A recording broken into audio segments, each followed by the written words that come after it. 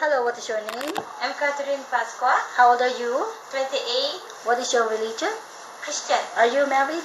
single mom, How many kids do you have? 2, How old are they? 9 and 7, Okay, so how long you been working in Hong Kong? just 8 months. Okay, so do you have any working experience in other countries? Yes, Where? in Qatar. How Middle many East. years? 2 years, Okay, so how long you been working with your current employer? just only 8 months. Where's your employer living in? Yes, Where?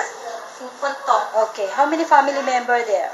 4, How many square feet of your employer's house? 700, Okay, so how many children?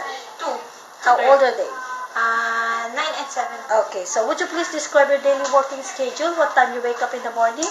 I wake up in the morning at 5 o'clock. Mm-hmm. And then I do prepare the things, all the things they use. Mm-hmm. And then I on the heater for my boss. Uh-huh.